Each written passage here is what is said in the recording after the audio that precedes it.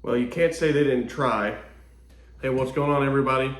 I recently went to the Oklahoma Militaria Show in Oklahoma City and picked up a really neat rifle that I've been wanting to add to my collection for several years now.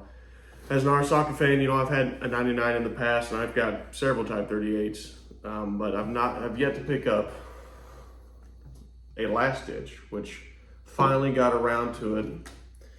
And I'd say did pretty well, but I ended up picking up a Nagoya, I believe 8th series last ditch Type 99, produced in late 1944 to early 1945. So this is real late war. It's got all the late features on it. Although this is not a super deep dive on a last ditch Type 99, I will say to those of you not privy to the way these are, and there are far better videos than this one to go really in depth on the differences, and especially per manufacturer and stuff. This is just a very broad overview, but generally you're going to see these bigger recoil lugs in the stock because the wood they were using was either recycled, rejected, or just overall lower grade than the earlier ones. So they need a bigger recoil lug to handle the shock from firing it to prevent the stock from cracking. Second, most iconic, the wooden butt plate. And this one's really neat. You've actually got some VC. I don't know if that's GI wrote that on there or not, but they would do that pretty often. You would usually see names or kind of cities or islands that they pick these rifles up from. So I don't know, pretty neat. Super cool, love it to death. Very neat, very fragile. These usually pop off, especially over time, because the wood swells and changes, and these little nails, they're just little nails here, will pop out and the whole thing will slide off. The other important thing here is definitely the bolt. You can see right here, it's not a plum shape, it's more blocky, and then you've got very poor weld mark here. It's not knurled, it's not beautified at all.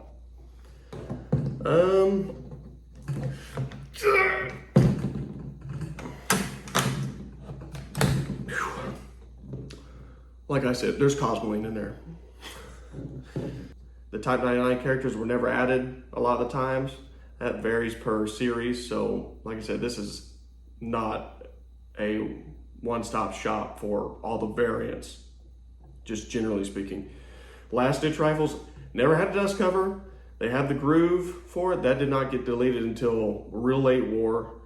But you'll see the groove, never a dust cover. Never, ever were there ever dust covers. Secondly, and probably most distinctly, is this sight is fixed here.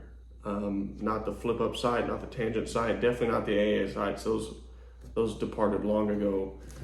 Actually, probably the most obvious thing to change is the handguard. This stops mid-barrel versus going all the way to the bayonet lug out here, or the front barrel band. And then of course, the sights here, they're not protected anymore, so there's no sight protector rings. And there's no cleaning rod. There's not even a metal stop there. It's just the end of the wood, and it's sticky because it's got a ton of cosmoline on it. You know, sometimes you'll see them where these finger grooves here are totally deleted. And generally, this rear band here is not, there's no space here. It's usually just one big piece of metal. This one, for some reason, has it. I assume, I mean, this barrel band is in rough shape. So this was probably a part reject on an earlier Type 99. They just had it in a bin somewhere and were kicking these things out left and right. They said, this really doesn't affect the rifle at all, so let's send it and hopefully it beats the Americans. And as we all know, that didn't work out too well.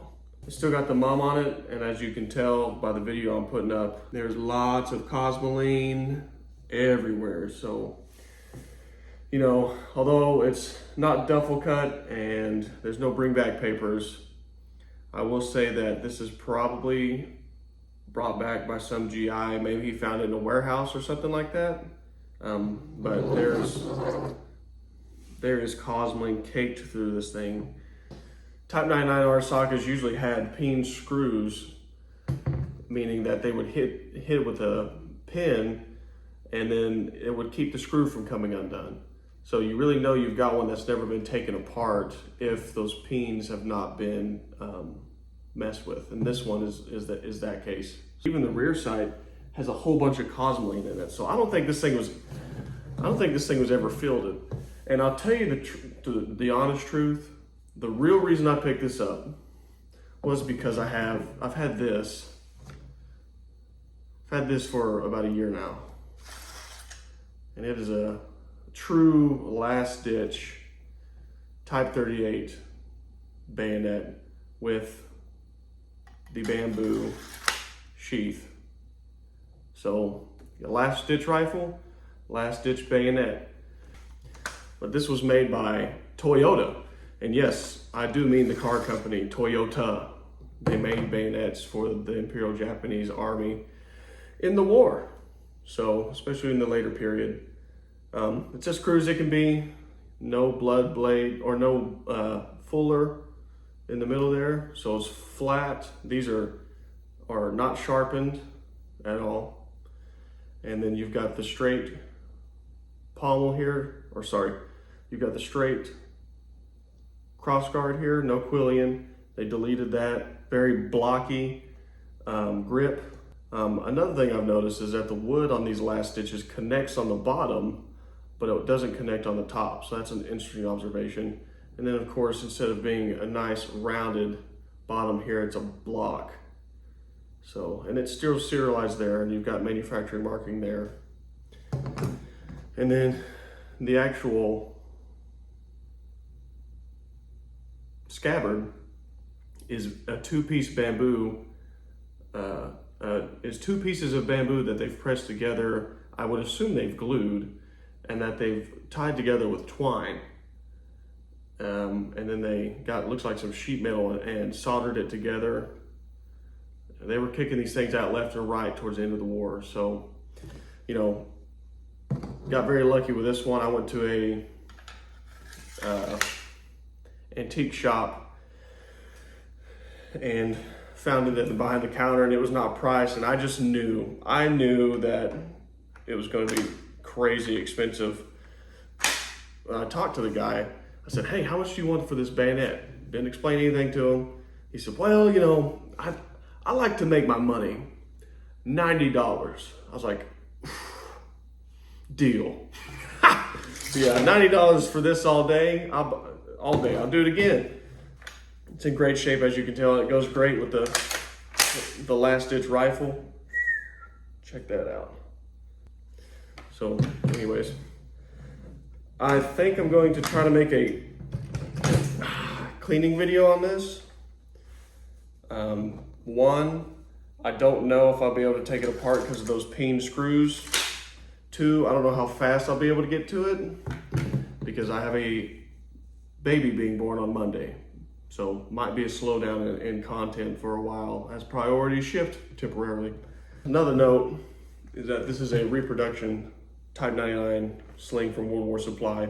These are actually really good. I would not recommend watching their official video on it, how to affix this thing. There's another person that did it much better, much more detailed, and I'll leave his channel in the description. That's how I got this one on. Just real quick on the Militaria Show in OKC, if you've never been, I've been 2 years in a row now, and I will say that there are some good tables there, but the vast majority of people, especially this year, I don't know what it was, the vast majority of people seem like they bring stuff to talk about it, not actually sell it.